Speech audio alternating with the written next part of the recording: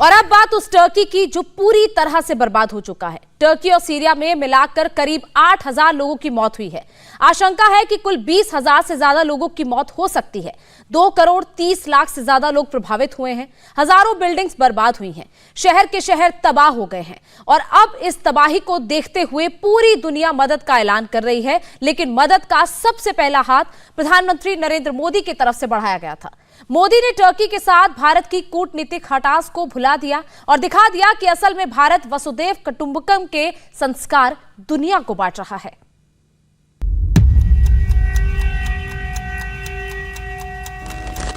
इस समय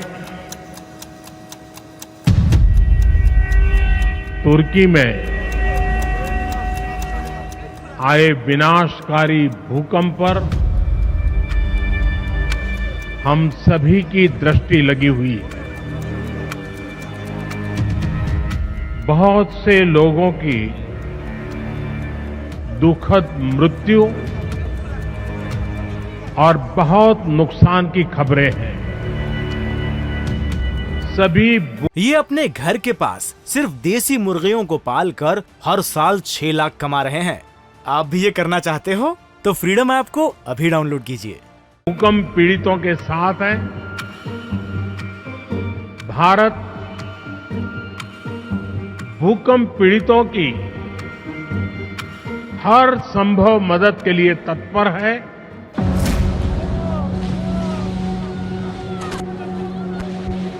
सोमवार को दोपहर में 12 बजे प्रधानमंत्री नरेंद्र मोदी ने टर्की की मदद का ऐलान किया।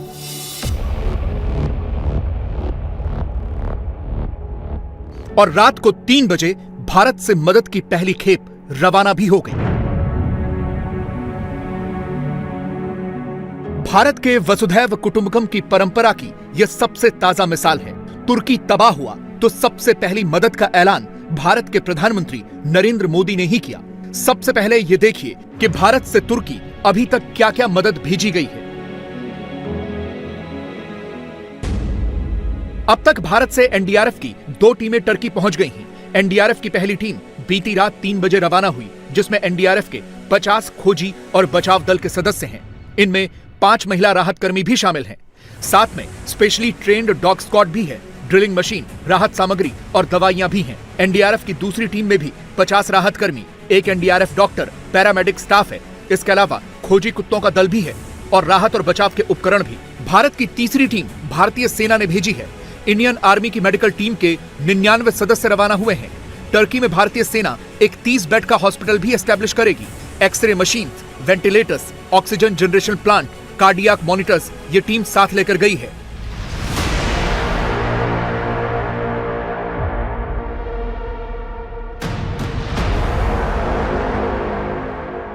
हमारे पास स्टेट ऑफ इक्विपमेंट्स भी हैं, जिसमें डिटेक्शन और लोकेशन इक्विपमेंट्स हैं, एक्सेस और एक्सट्रिकेशन इक्विपमेंट्स हैं, पावर टूल्स हैं, लाइटिंग इक्विपमेंट्स हैं।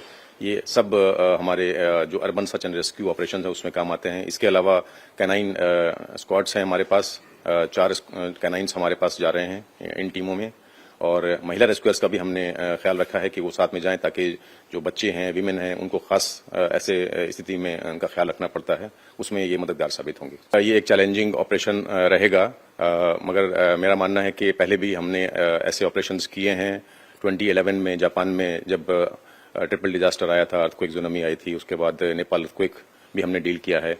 तो हमारे पास एक्सपीरियंस है, एक्सपोजर है। और जो हमारे अपने देश में भी जो लगातार डिजास्टर्स होते हैं जिसको हम अटेंड करते हैं, उसको में भी जो हमारी लर्निंग्स हैं, जो एक्सपोजर है, इन सब सिचुएशंस में बेहतर काम करने के लिए वो काम आएगा। वैसे टर्की ने इंटरनेशनल कूटनीति में हमेशा भारत के खिलाफ ही काम किया है। उसने भारत के दुश्मनों का साथ दिया है। टर्की के राष्ट्रपति रेसेप तैयप एर्दोगान संयुक्त राष्ट्र में कश्मीर का मुद्दा उठा चुके हैं। इंटरनेशनल फोरम पर टर्की भारत के खिलाफ पाकिस्तान की भाषा बोलता है। पिछले कुछ दशकों में पाकिस्तान और टर्की के आपसी संबंध काफी तेजी से मजबूत हुए हैं। पाकिस्तान को हथियार सप्लाई करने वाले देशों में टर्की अभी 4थे नंबर पर है। 1965 और 71 के भारत पाकिस्तान युद्ध में टर्की ने पाकिस्तान की काफी मदद की थी। लेकिन इसके बावजूद भारत को फर्क नहीं पड़ता, क्योंकि मुसीबत के समय भारत सबसे पहले मदद के लिए आगे आता है। और यही हमारे वसुधैव कुटुंबकम के संस्कार भी हैं। इसीलिए टर्की के लिए सबसे पहले मदद का ऐलान मोदी ने ही किया। असल में प्रधानमंत्री नरेंद्र मोदी भूकंप का दर्द जानते हैं। उन्हें पता है कि भूकंप में कैसी तबाही होती है, देश कैसे बर्बाद हो जाते हैं। यही सब उन्होंने 2001 में कच्छ और भुज के भूकंप में भी देखा था। इसीलिए सबसे पहली मदद का ऐलान नरेंद्र मोदी ने ही किया।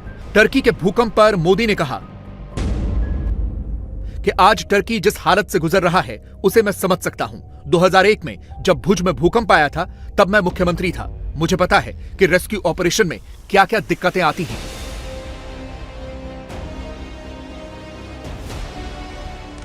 टर्की के भूकंप को याद करते हुए उन्होंने बात आज ये भी बताई कि कच्छ के भूकंप को हमने अपनी आंखों से देखा और वो बहुत इमोशनल हो गए थे।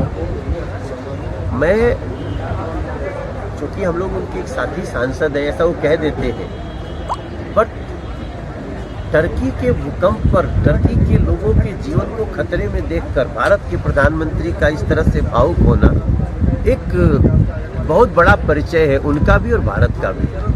टर्की जो है वो पाकिस्तान के फेवर में कई बातें कह देते हैं, लेकिन यही बात हम सब को भी इमोशनल कर गई कि ये जानते हुए भी प्रधानमंत्री का ये सोच है कि जीवन खतरा में है, वो चाहे तुर्की में हो या फिर कुछ भी, तो वहाँ पे हमारे जो विशेषज्ञों की टीम है वो भेजी जा चुकी है।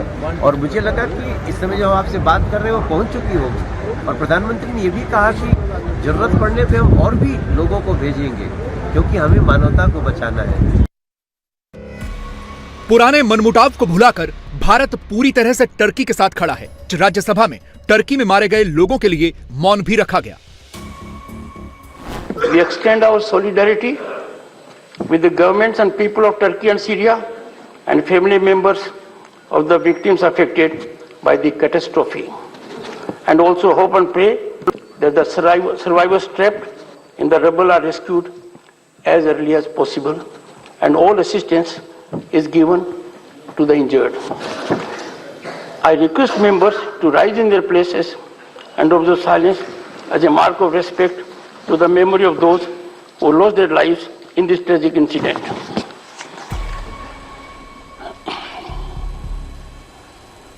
टर्की पूरी तरह से तबाह हो गया है, कुछ भी नहीं बचा है। ये टर्की का लेटेस्ट ड्रोन फुटेज है। देखिए भूकंप ने कैसे तबाही मचाई है। सब कुछ बर्बाद हो गया है। बड़ी बड़ी इमारतें ताश के पत्तों की तरह ढह गईं। हर तरफ बर्बादी ही बर्बादी है। ये वही गाजियानटेप शहर है जहां से 20 मील दूर भूकंप का एपिसेंटर था। अपने घरों में सोए हुए लोगों को उठने का भी मौका नहीं मिला। 7.8 की तीव्रता वाला भूकंप आया और पूरा शहर बर्बाद हो गया। उसके बाद 200 से ज्यादा आफ्टर शॉक भी आए। जहां तक नजर जाती है बस इमारतें टूटी हुई दिखती हैं। शहर में बस एम्बुलेंस, फायर ब्रिगेड और बचाव दल के सायरन ही सुनाई दे रहे हैं। लोगों के घर टूट गए हैं। जो मकान बचे भी हैं वो रहने लायक नहीं हैं। पूरी की पूरी सड़कें ढह गई हैं। यही हाल सीरिया का भी हो गया है। यह सीरिया के इदलीब शहर का ड्रोन फुटेज है। पूरा शहर बर्बाद है। नीचे राहत और बचाव का काम चल रहा है। मलबा हटाया जा रहा है। जिंदगी तलाशने की कोशिश हो रही है। टर्की के साथ साथ सीरिया में भी भूकंप आया और शहर के शहर बर्बाद हो गए। सोमवार को आया भूकंप टर्की और सीरिया के अलावा लेबनान, जॉर्डन, इजराइल और इजिप्ट में भी महसूस किया गया। WHO ने आशंका जताई है कि मरने वालों की संख्या 20,000 तक पहुंच सकती है। यह भी आशंका है कि इस भूकंप से कुल 2 करोड़ 30 लाख लोग प्रभावित हुए हैं, जिनमें 14 लाख बच्चे शामिल हो सकते हैं। ये टर्की की सबसे ताजा तस्वीरें हैं। देखिए कैसे मलबे के ढेर में बदल चुकी इमारतों में राहत और बचाव का काम चल रहा है। सब मदद कर रहे हैं। मलबे के अंदर जिंदगी तलाशने की कोशिश हो रही है और ये कोशिशें कामयाब भी हो रही हैं। ये भी टर्की है जहां एक आदमी मलबे के अंदर जिंदा मिला, उसे बाहर निकाला जा रहा है। भूकंप प्रभावित इलाकों में ऐसे मिरेकल हो रहे हैं जहां से टनों मलबे के नीचे दबे लोग जिंदा मिल रहे हैं। यहाँ भी एक व्यक्ति जिंदा मिला है और इसी में वो लोग भी हैं जिन्होंने अपनों को खोया है। वो अब उन्हें तलाश रहे हैं। जो इमारतें कल तक इन शहरों की शान हुआ करती थीं, वो आज मलबे के ढेर में बदल गई हैं। अच्छी खासी इमारतों का हाल क्या हो गया है? सब कुछ बर्बाद है। बहुत से लोग अभी भी इन इमारतों में फंसे हुए हैं क्योंकि उन्हें ऊंची इमारतों से बाहर निकलने का रास्ता ही नहीं मिल पाया। जहां शानदार और ऐतिहासिक इमारतें हुआ करती थीं, वहां कैसे अब मलबे का खंडर बन गया है, ये देखिए। यह तुर्की की ऐतिहासिक मस्जिद है, मालात्या शहर में, जो 1843 में बनी थी। अब देखिए कैसे यह मस्जिद बर्बाद हो गई। यह मस्जिद 1846 में आए भूकंप में भी बर्बाद हुई थी। दूसरी तस्वीर गाजियानटेप के किले की है, जो दूसरी सदी का बना हुआ है। इसे रोमन और तुर्की के लोग इस्तेमाल करते थे। भूकंप के बाद देखिए कैसे बर्बाद हो गया है। टर्की के गाजियानटेप शहर की यह एक मल्टी स्टोरी रेजिडेंशियल बिल्डिंग है। पहली फोटो अक्टूबर 2022 की है और दूसरी तस्वीर इस भूकंप के आने के बाद की। पूरी बिल्डिंग खत्म हो गई है। तुर्की के अलेक्जेंड्रेटा शहर के लैटिन चर्च की ये तस्वीरें हैं। भूकंप के बाद ये चर्च जमींदोज हो चुका है। ये अडाना शहर के कुकरोवा डिस्ट्रिक्ट की एक रिहायशी बिल्डिंग की फोटो है। देखिए ये भी कैसे बर्बाद हो गई। ये स्केंदरून शहर के ओनटूर होटल और रिहायशी इमारतों की तस्वीरें हैं। ये भी देखिए कैसे भूकंप में बर्बाद हो गए हैं। यूएन ने कहा है कि बर्फबारी और बारिश के कारण भूकंप से प्रभावित दोनों ही देशों में बचाव का काम प्रभावित हो रहा है। इमरजेंसी सर्विसेज की टीमों को रेस्क्यू में काफी दिक्कत हो रही है। टर्की में कुल 10 राज्य इस भूकंप से सबसे ज्यादा प्रभावित हुए हैं और इन सभी 10 राज्यों में 3 महीने के लिए इमरजेंसी का ऐलान किया गया है। टर्की में 13,740 कर्मी राहत और बचाव के काम में लगे हैं। प्रभावित इलाकों में लोगों के लिए 41,000 से ज्यादा टेंट बने हैं। 1 लाख से ज्यादा बेड और 3 लाख से ज्यादा कंबल भेजे गए हैं। टर्की की तरह ही सीरिया भी पूरी तरह से बर्बाद हो गया है। इमारतें मलबे में तब्दील हो चुकी हैं। यहाँ रूस की टीम मदद कर रही है। सीरिया में बहुत से लोग मलबे से जिंदा मिल रहे हैं। जैसे ये बच्चा खुशकिस्मत था, इसकी जान बचाई गई, उसे मलबे से जिंदा निकाला जा रहा है। अभी तक दुनिया के 70 देशों ने टर्की की मदद का ऐलान किया है। ब्रिटेन ने 76 सदस्यों की टीम भेजी है। अमेरिका ने भी 81 सदस्यों की राहत टीम टर्की भेजी है। यूरोपियन यूनियन के 13 देशों ने भी मदद का ऑफर किया है। यूरोपियन यूनियन ने सर्च और रेस्क्यू टीमों को इमरजेंसी मैपिंग के लिए कॉपरनिकस सैटेलाइट सिस्टम एक्टिवेट कर दिया है। इजराइल ने भी अपनी राहत टीमें टर्की भेजी हैं। ऑस्ट्रेलिया ने 57 करोड़ की मानवीय सहायता रेड क्रॉस के जरिए भेजने का ऐलान किया है। WHO भी मेडिकल सप्लाईज की 3 फ्लाइट टर्की और सीरिया भेज रहा है। इसके अलावा रूस की एक टीम भी सीरिया में काम कर रही है। जर्मनी से लोग टर्की की मदद के लिए आगे आ रहे हैं। पीड़ितों के लिए कपड़े और राहत सामग्री इकट्ठी की जा रही है।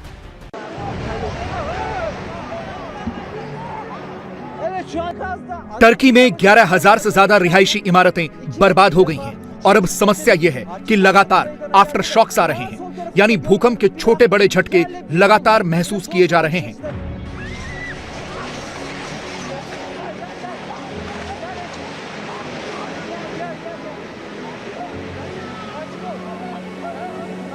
यह टर्की के एक न्यूज चैनल की लाइव रिपोर्ट है। रिपोर्टर लोगों से ये अपने घर के पास सिर्फ देसी मुर्गियों को पालकर हर साल 6 लाख कमा रहे हैं। आप भी ये करना चाहते हो तो फ्रीडम ऐप को अभी डाउनलोड कीजिए। बात कर रहा था तभी आफ्टर शॉक आए और पीछे बिल्डिंग गिरने लगी।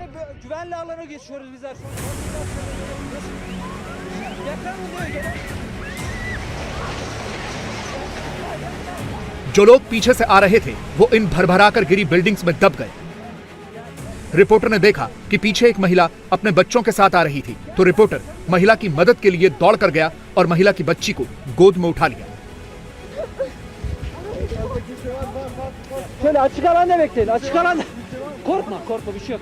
टर्की के लोग अब ऐसे ही एक दूसरे का सहारा बनकर जीने को मजबूर हैं। दुनिया मदद तो कर रही है, लेकिन सबसे पहले एक दूसरे की मदद उन्हें खुद करनी है। इस मानवीय संकट में टर्की के लिए आर्थिक संकट भी खड़ा हो गया है। देश में खाने पीने के सामान की किल्लत हो गई है। लाखों लोगों के घर टूट गए हैं। लोग सड़कों पर उतर आए हैं। उनके पास छोटे छोटे बच्चे हैं। लोगों के पास खाना नहीं है, छत नहीं है, पानी नहीं है। हालात यह है कि तुर्की के अस्पतालों में मरीजों को मरने के लिए छोड़ दिया गया है, क्योंकि अस्पतालों का मेडिकल स्टाफ भाग गया है। इंडिया टीवी हर वक्त हर जगह डाउनलोड करने के लिए सर्च करें India TV news Google play store या ऐप स्टोर पर।